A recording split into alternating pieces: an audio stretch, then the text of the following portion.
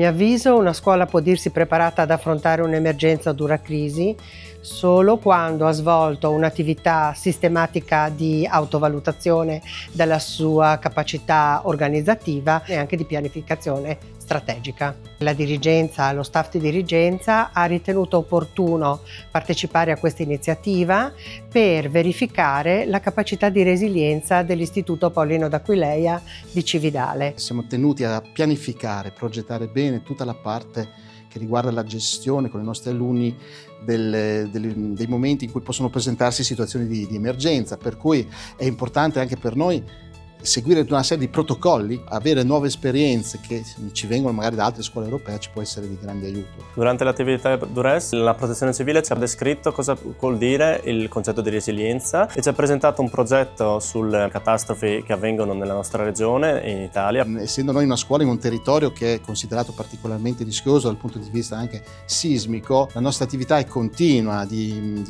coinvolgimento rivolta al nostro territorio che dal punto di vista dell'emergenza è sempre stato molto attento. Per noi il valore fondamentale è sicuramente quello del coinvolgimento delle scuole e del coinvolgimento dei ragazzi che frequentano le scuole, dei loro insegnanti, ma è il coinvolgimento anche di tutti i settori e di tutte le associazioni, la protezione civile, di tutti coloro che hanno come immediato compito quello di rispondere ai rischi e che insistono sul territorio. Costruire reti è la risposta banale, può sembrare, ma in realtà non lo è, che ci stiamo dando rispetto a qualsiasi pericolo si possa sviluppare sul nostro territorio. Non sappiamo e non conosciamo quali potranno essere o quali eventualmente potrebbero essere i motivi per i quali qualsiasi tipo di servizio o qualsiasi comunità potrà essere messa a rischio. Noi dobbiamo però essere consapevoli che essere preparati su qualsiasi rischio ci si prospetterà è fondamentale. Abbiamo fatto un bel gioco di ruolo in cui ci siamo messi nei panni di gestori di emergenze e dovevamo salvare il più numero di vite possibili in un breve periodo di tempo. Un altro gioco era uno in cui c'era sempre una simulazione di emergenze e dovevamo attribuire a un tipo di emergenza la soluzione migliore. In questa attività abbiamo imparato a collaborare con gli altri, fare attività di gruppo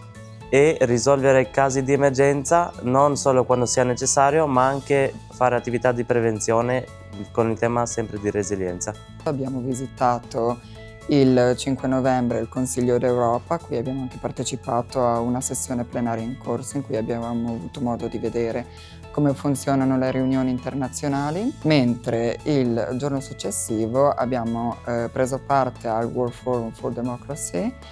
in cui anche noi studenti abbiamo avuto l'occasione di poter discutere e raccontare, esporre il progetto EduRes. Dopo la nostra bellissima esperienza a Strasburgo al Consiglio d'Europa,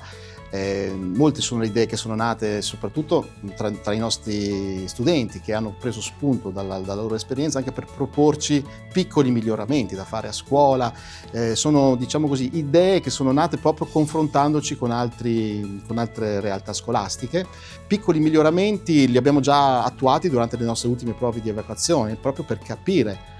se possono essere funzionali e utili anche per affrontare in un modo anche un po' più ottimale e funzionale le emergenze. Questa esperienza mi ha fatto capire come l'essere pronti e l'essere preparati a qualsiasi situazione e a qualsiasi problema che potrebbe porsi ci permette di poter essere meno un intralcio e più un aiuto. In situazioni di crisi cerco adesso di non